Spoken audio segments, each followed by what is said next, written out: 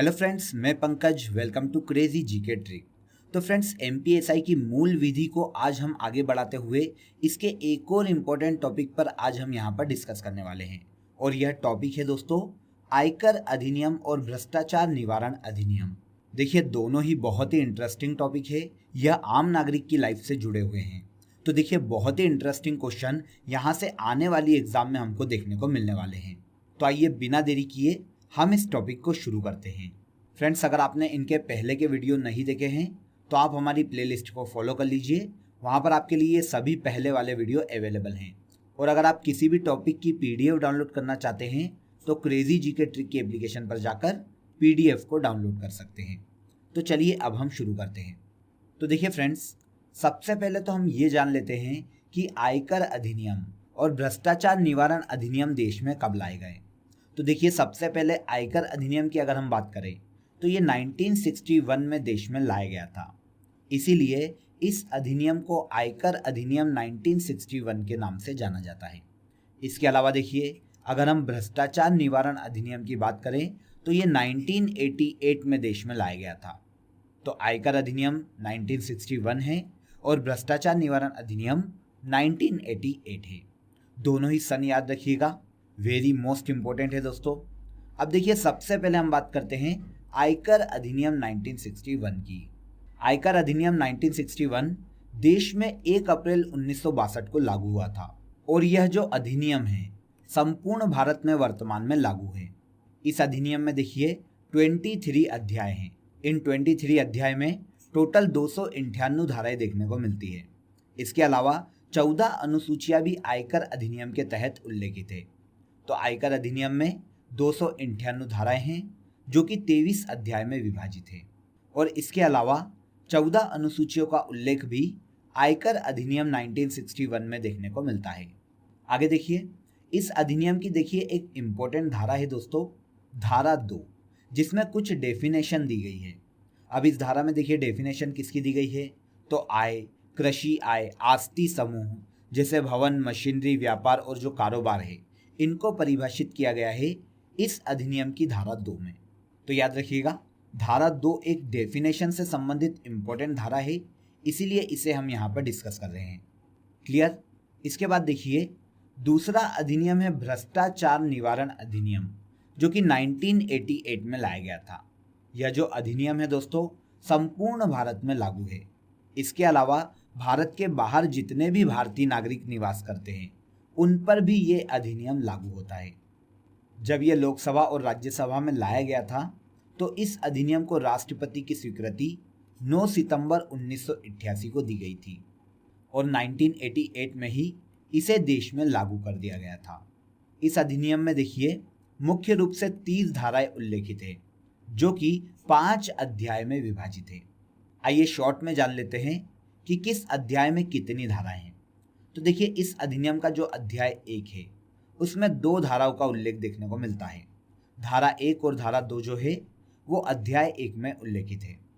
इसके बाद देखिए अध्याय 2 जो है उसमें 4 धाराओं का उल्लेख है। धारा 3 से लेकर धारा 6 तक ये 4 धाराएं अध्याय 2 में उल्लेखित है। अध्याय 3 में 10 धाराओं का उल्लेख है। धारा 7 से लेकर धारा 16 तक ये 10 धाराएं अध्याय 3 में दी गई है। अध्याय 4 में देखिए केवल 2 धाराओं का उल्लेख है, धारा 17 और धारा 18। इसके बाद अगर हम लास्ट अध्याय की बात करें, अध्याय 5 की बात करें, तो इस अध्याय में देखिए कुल मिलाकर 12 धाराओं का उल्लेख देखने को मिलता है। तो 12 धाराएं अध्याय 5 में उल्लेखित है। तो इस प्रकार देखिए टोटल 30 धाराएं ऐसी हैं जो कि भ्रष्टाचार निवारण अधिनियम में उल्लेखित है। ओके, क्लियर हो गया होगा। देखिए, ये ऐसे नॉर्मल फैक्ट हैं जो कि इस अधिनियम से हमें पता होना चाहिए। अब इसके अलावा इस अधिनियम के जो इम्पोर्टेंट फैक्ट है उन्हें हम क्वेश्चन के साथ ही डिस्कस करेंगे। तो चलिए अब हम क्वेश्चन पर आ जाते हैं और एक एक करके सभी इम्पोर्टेंट क्वेश्चन को जान लेते हैं। तो पहला क्वेश्चन देखिए फ्रेंड्स, आयकर अधिनियम 1961 देश में कब लागू किया गया। तो वेरी सिंपल क्वेश्चन है दोस्तों, अभी जस्ट हमने इस क्वेश्चन पर डिस्कस किया है। आयकर अधिनियम 1961 जो है ये 1 अप्रैल 1962 को देश में लागू किया गया था। तो आंसर हो जाएगा आंसर बी। 1 अप्रैल 1962 को आयकर अधिनियम 1961 देश में लागू किया गया था? सेकंड क्वेश्चन देखिए, आयकर अधिनियम में खाली स्थान एक प्रमाण पत्र है जो नियोक्ता अपने कर्मचारी को देता है। यह नियोक्ता द्वारा कर्मचारी के वेतन से काटी गई कर की राशि को प्रमाणित करता है। तो देखिए ऐसा फॉर्म कौन सा है? तो यह फॉर्म है फॉर्म 16। फॉर्म 16 जो कि एक सर्टिफिकेट है, इसे कंपनी अपने कर्मचारियों को जारी करती है। देखिए यह कर्मचारी की सैलरी से काटे गए टीडीएस को प्रमाणित करता है। यह देखिए आयकर रिटर्न भरने में भी मदद करता है। इसके इस्तेमाल से देखिए इनकम टैक्स का सबूत मिल सकता है। तो यह जो फॉर्म है एक इनकम टैक्स के सबूत के रूप में कार्य करता है। तो आंसर हो जाएगा फॉर्म 16 जो कि नियोक्ता द्वारा अपने कर्मचारियों को जारी किया जाता है। आयकर अधिनियम की किस धारा में वेतन को परिभाषित किया गया है? तो यह धारा है धारा 17। इस अधिनियम की धारा 17 में देखिए जो वेतन है उसे मजदूरी, कोई वार्षिकी या पेंशन या कोई उपदान के रूप में परिभाषित किया गया है। मतलब इन सभी को धारा 17 के अंतर्गत वेतन में सम्मिलित किया जाता है। तो ये जो धारा है आयकर अधिनियम की धारा 17 है। ओके, आगे आ जाते हैं। किसी व्यक्ति की आय में किस किस की आय शामिल मानी जाती है? तो दोस्तों यहाँ पर सबसे पहले तो आप धारा को याद करिए। ये जो धारा है धारा 64 है। किस अधिनियम की? आयकर अधिनियम 1961 की।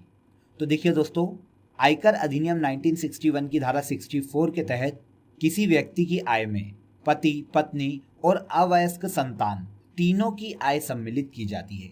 लेकिन यहाँ पर याद रखिएगा फ्रेंड्स कि अगर प्राकृतिक रूप से निशक्त अवयस्क संतान है तो उसकी आय को इस आय में शामिल नहीं किया जाता।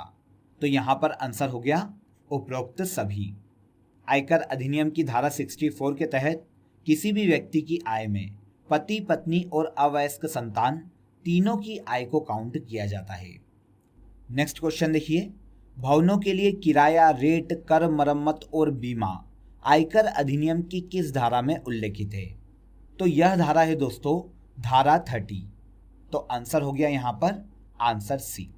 आयकर अधिनियम की धारा 30 में भवनों के लिए किराया, रेट, कर, मरम्मत और उसका जो बीमा है उसे उल्लेखित किया गया है।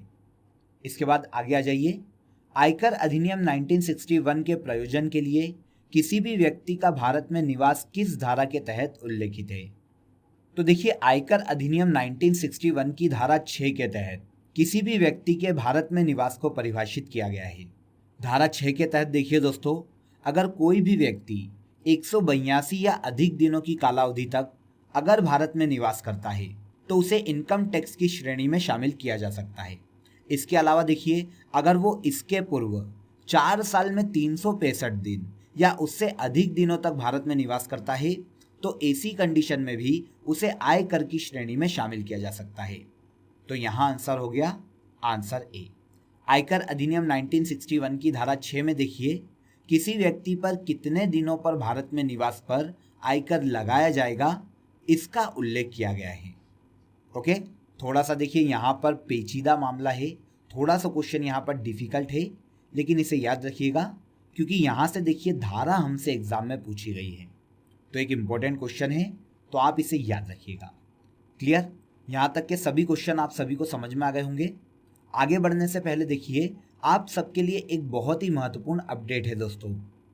देखिए क्रेजी जीके ट्रिक की एप्लीकेशन पर आप सभी के लिए advance maths, MP GK, computer online course, इसके अलावा इंग्लिश और रीजनिंग के फुल डिटेल्ड कोर्स अवेलेबल हैं, जहां पर देखिए आप हमारे साथ मिलकर किसी भी गवर्नमेंट जॉब की तैयारी कर सकते हैं। इन सभी कोर्सेस में देखिए सभी सब्जेक्ट को बहुत ही ब्रीफली समझाया गया है।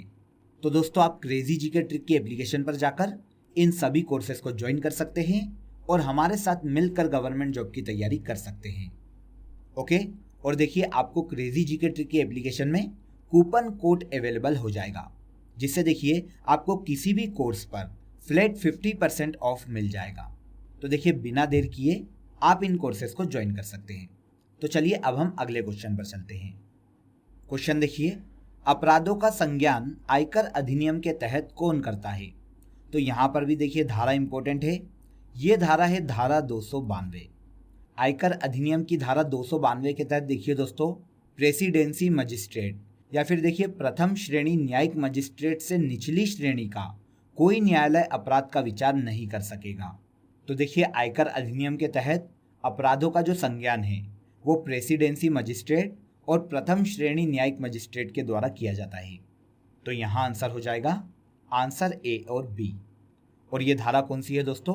तो धारा 292। याद रखिएगा, इंपॉर्टेंट क्वेश्चन है, पूछा जा सकता है। आगे आ जाइए। आयकर अधिनियम 1961 के अध्याय 5 में कितनी धाराएं उल्लेखित है? Very simple. देखिए इसके अध्याय 5 में कुल मिलाकर 6 धाराओं का उल्लेख किया गया है। धारा 60 से लेकर धारा 65 तक अध्याय 5 में उल्लेखित है। तो आंसर सी यहाँ पर सही हो जाएगा। आयकर अधिनियम 1961 के अध्याय 5 में 6 धाराओं का उल्लेख है। आगे आ जाइए। आयकर का प्रभार इस अधिनियम की किस धारा में उल्लेखित है? आयकर अधिनियम 1961 के तहत देखिए आयकर का जो प्रभार है वो धारा 3 के तहत उल्लेखित किया गया है। तो यहाँ आंसर हो जाएगा धारा 3। आयकर अधिनियम की धारा 3 के तहत देखिए दोस्तों, केंद्र सरकार के द्वारा आयकर का प्रभार अधिनियमित किया जाता है। इस अधिनियम के उपबंधों के अधीन रहते हुए देखिए सेंट्रल गवर्नमेंट जो है कुल आय पर आयकर का प्रभार लगा सकती है। तो आंसर हो जाएगा आंसर बी। आयकर अधिनियम की धारा 3 में आयकर के प्रभार को उल्लेखित किया गया है। आगे आ जाते हैं फ्रेंड्स। आयकर अधिनियम की धारा 276 में क्या उपबंध है?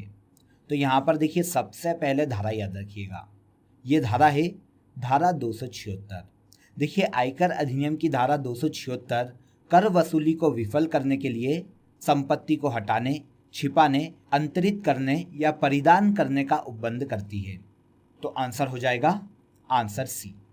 आयकर अधिनियम की धारा 276 के तहत कर वसूली को विफल करने के लिए संपत्ति को हटाने, छिपाने और परिदान करने का उपबंध दिया गया है। आगे आ जाइए। इनमें से कौन सा आयकर से संबंधित नहीं है? तो देखिए फॉर्म 16, धारा 80C और ITR जिसे इनकम टैक्स रिटर्न के नाम से जाना जाता है, ये आयकर से संबंधित नियम हैं। लेकिन देखिए वेट जो है ये एक टैक्स हुआ करता था जो कि 1 जुलाई 2017 से GST के लागू हो जाने के बाद समाप्त कर दिया गया है। तो वेट देखिए आयकर से संबंधित शब्दावली नहीं है। दोहरे कराधान से राहत किस अध्याय में दिया गया है? दोहरे कराधान से राहत जो है वो आयकर अधिनियम के अध्याय 9 में उपबंधित है। इस अध्याय में देखिए कुल मिलाकर 3 धाराओं का उल्लेख किया गया है, धारा 90, धारा 90 का और धारा 51। ये 3 धाराएं अध्याय 9 में उल्लेखित है जिसमें दोहरे कराधान का प्रावधान है। तो आंसर बी। अगला क्वेश्चन देखिए, आयकर अधिनियम 1961 का विस्तार कहाँ तक है? तो देखिए आयकर अधिनियम जब से देश में लागू किया गया है तब से यह संपूर्ण भारत में लागू है। तो आंसर ए। आयकर अधिनियम 1961 संपूर्ण भारत में विस्तारित है। आगे आइए। इस अधिनियम की किस धारा के तहत आयकर प्राधिकारी की नियुक्ति की जाती है? तो देखिए दोस्तों, आयकर अधिनियम 1961 की धारा 117 में आयकर प्राधिकारियों की नियुक्ति का प्रावधान किया गया है। इस धारा के अनुसार देखिए केंद्र सरकार के द्वारा निरीक्षक, आयकर आयुक्त और निर्देशकों की नियुक्ति की जाती है। तो आयकर प्राधिकारी की नियुक्ति इस अधिनियम की धारा 117 में की जाती है।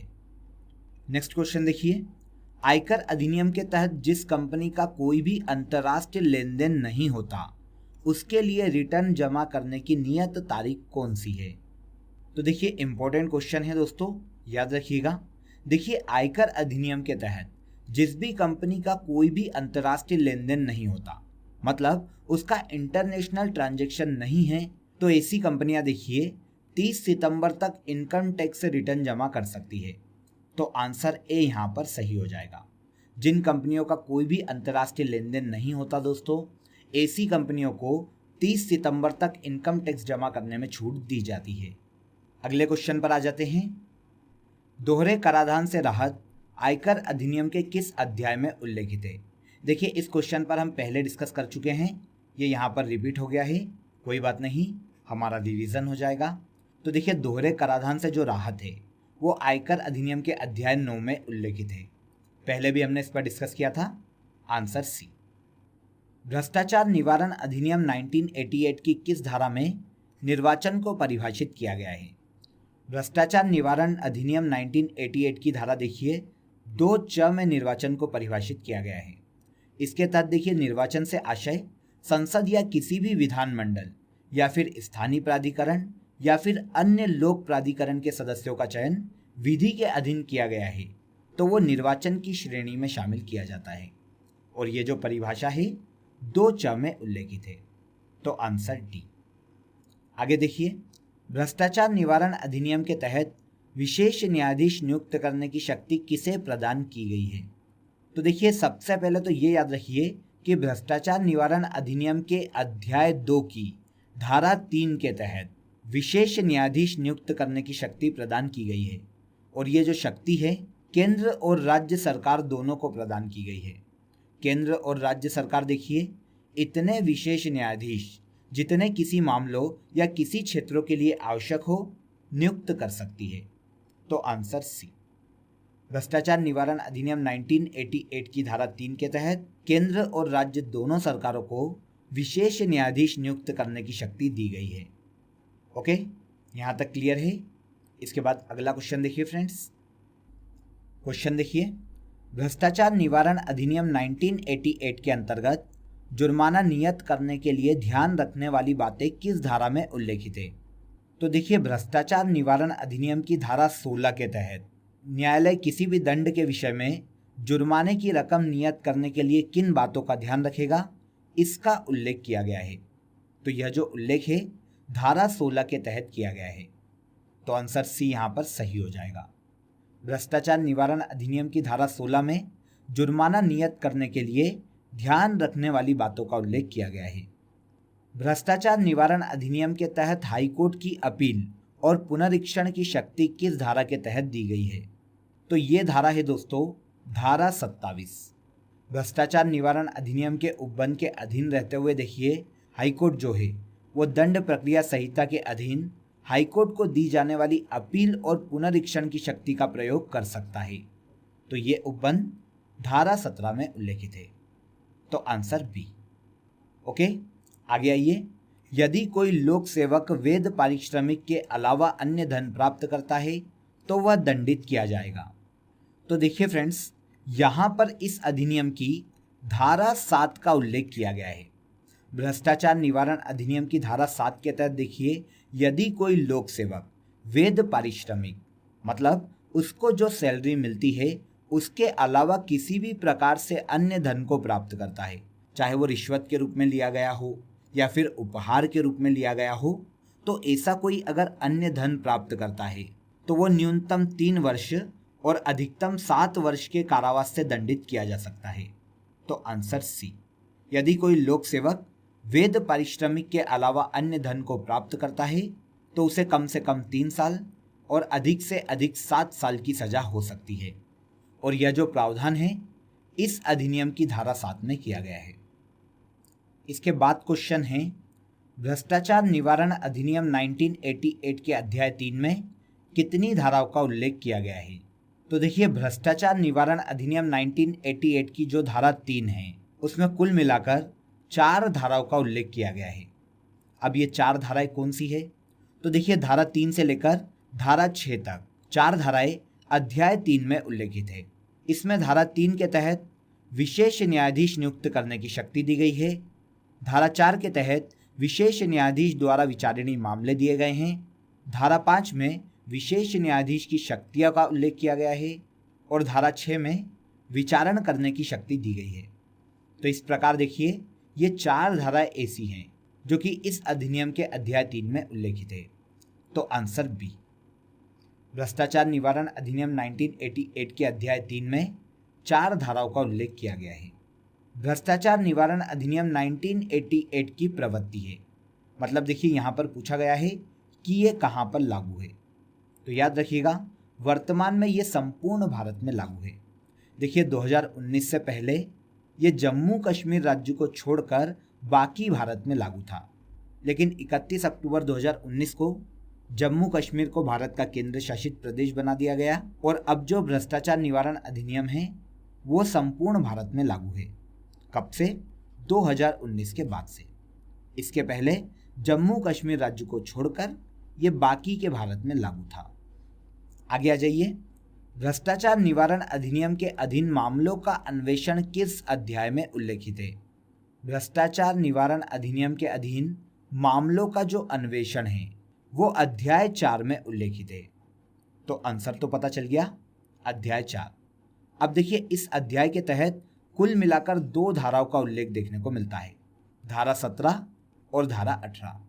इस अधिनियम की धारा 17 में देखिए अन्वेषण के लिए प्राधिकृत व्यक्ति का उल्लेख किया गया है, और धारा 18 के तहत देखिए बैंककार बहियों के निरीक्षण की शक्ति दी गई है। तो इस प्रकार भ्रष्टाचार निवारण अधिनियम के अधीन मामलों का जो अन्वेषण है वो अध्याय 4 की इन 2 धाराओं में उल्लेखित है। ओके, इसके बाद देखिए हमारा लास्ट क्वेश्चन बचा है, तो आइए हमारे लास्ट क्वेश्चन पर चलते हैं। लास्ट क्वेश्चन देखिए, आयकर अधिनियम के तहत एक अत्यधिक वरिष्ठ नागरिक के रूप में अर्हता प्राप्त करने के लिए किसी व्यक्ति की आयु कितने वर्ष से ऊपर होनी चाहिए? तो आयकर अधिनियम 1961 के अंतर्गत एक अत्यधिक वरिष्ठ नागरिक के रूप में देखिए जो अर्हता प्राप्त व्यक्ति है उसकी आयु 80 वर्ष से ऊपर होनी चाहिए। अगर वो 80 वर्ष से ऊपर है तभी उसे अत्यधिक वरिष्ठ नागरिक माना जाता है। लेकिन देखिए सामान्य वरिष्ठ नागरिक की अगर बात की जाए तो उसकी आयु 60 वर्ष से ऊपर जानी चाहिए। तो अत्यधिक वरिष्ठ नागरिक की यहाँ पर आयु पूछी गई है तो वो हो जाएगी 80 वर्ष। अगर वो 80 वर्ष के ऊपर है तो उसे अत्यधिक वरिष्ठ नागरिक का दर्जा दिया जाता है। ओके, सिंपल क्वेश्चन था दोस्तों, और जितने भी क्वेश्चन हमने यहाँ पर डिस्कस किए हैं बहुत ही सिंपल और बहुत ही फैक्टफुल क्वेश्चन थे। तो आई होप आपको सभी क्वेश्चन समझ में आए होंगे और आपने सभी क्वेश्चन को बहुत ही अच्छे से एंजॉय किया होगा। तो अगर आपको ये वीडियो पसंद आया हो दोस्तों तो वीडियो को लाइक करें, शेयर करें और हमारे चैनल को सब्सक्राइब करना ना भूलें। आपसे फिर मुलाकात होगी नेक्स्ट वीडियो में, तब तक बने रहिए हमारे साथ। जय हिंद।